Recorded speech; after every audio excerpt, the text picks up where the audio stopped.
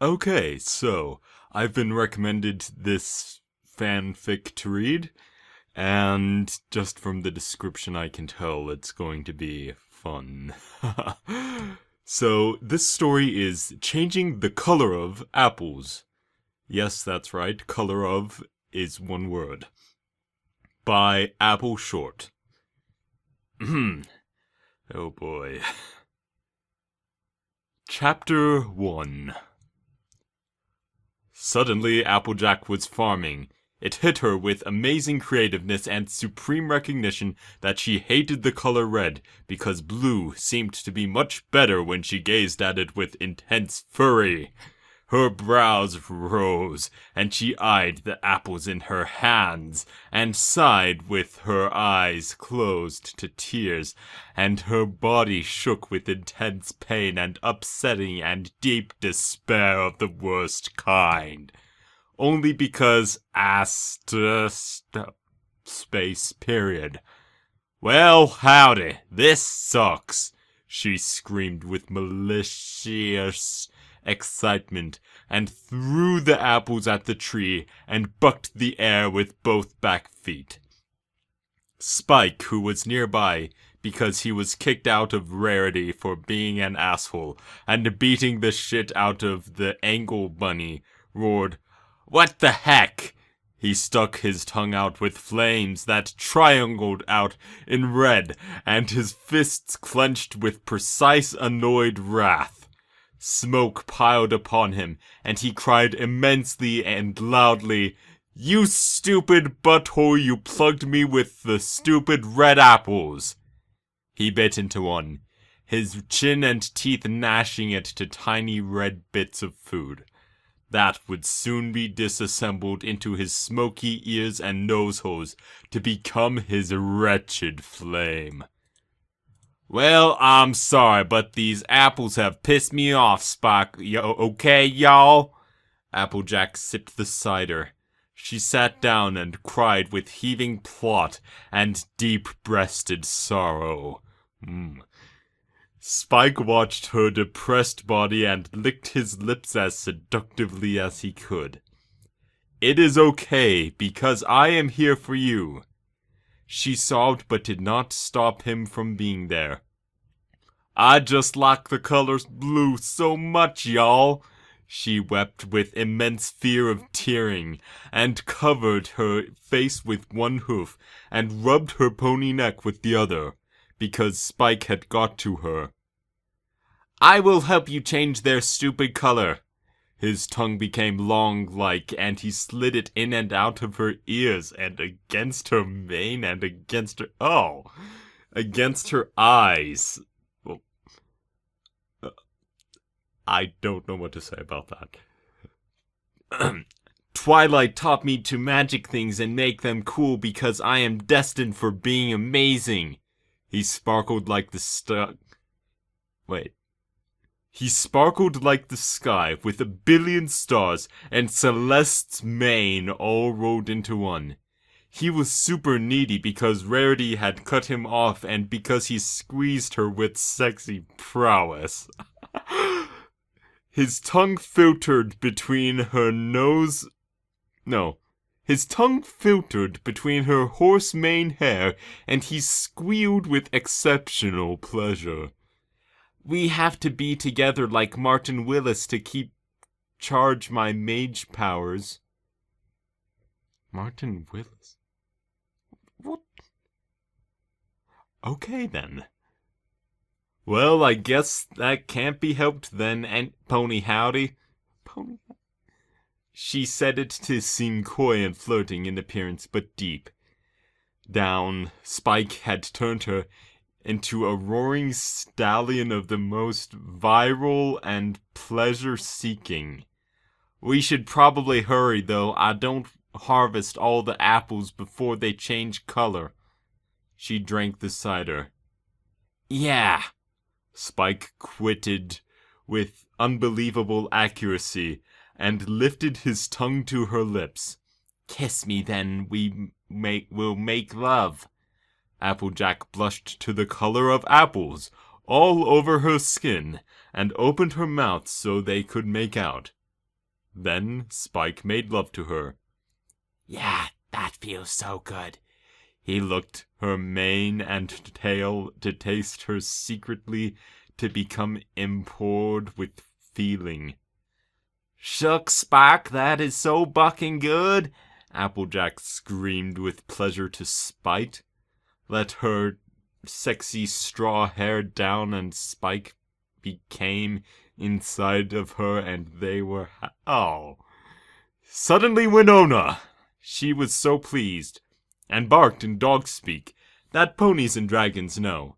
She wanted to join, and help the farm become a better colored place than red, and she had decided that she would cheer them on, and that the farm could have rare blue apples, and become the coolest farm in all of Ponyville and Equestria, to the point that even Twilight would be jealous of the might that Spike produced with his love magic with his love magic and understanding of deep points of pony skills. So Spike let Winona be. Winona licked Applejack's face, and Spike lifting his feet with extra care to be beside Applejack one last time in quietness. They all had the greatest of marvelous sociable love, and Spike was fulfilled to laugh at Rarity, having cut him off for defending the tyranny of her stupid pet angel. Now I will cast the stupid thing spell, he screeched beyond loudness, raising his neck so that his flame made him turn from purple to orange like Applejack, and she blushed. Apples, brish, Lucius. He spit fire so high it reached the sun, and Celeste saw it from Canterlot.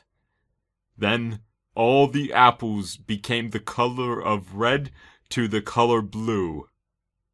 Heck yes, Spike! Applejack beamed with immense pride and sipped the cider. This is so awesome, y'all!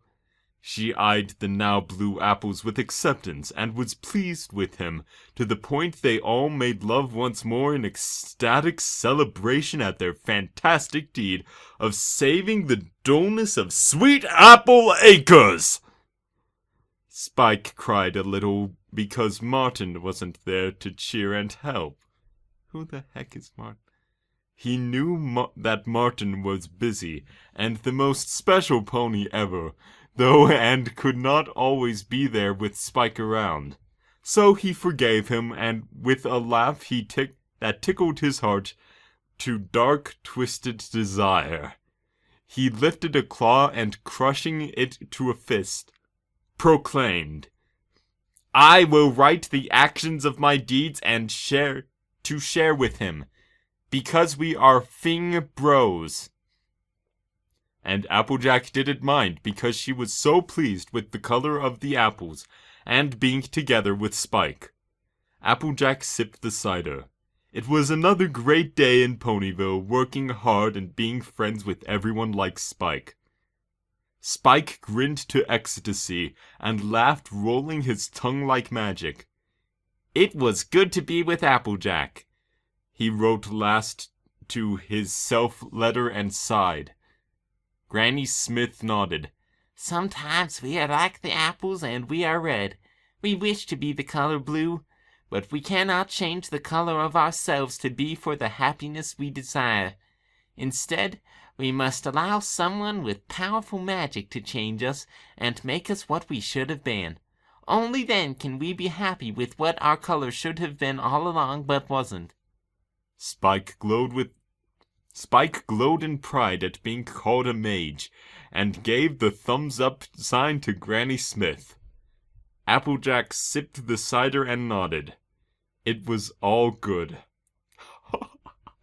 And that's just chapter 1. There's another chapter. Chapter 2. Then everything became a wonder of the most unshocked bewilderment. I have come to see what I can show you, my friends, because there is a problem here with your farm and it will bring you down. There was a magic voice, and Applejack could tell that it just that just from its screeched anguish of believable mass, understanding that it went to serious issue with them all. Y'all, I think we are in a horrible state of badness. Spike squeezed her once, and planted a lip upon her heavy-hearted chest, and weaved an okay speech with his tongue. We can weather it because I am a dragon.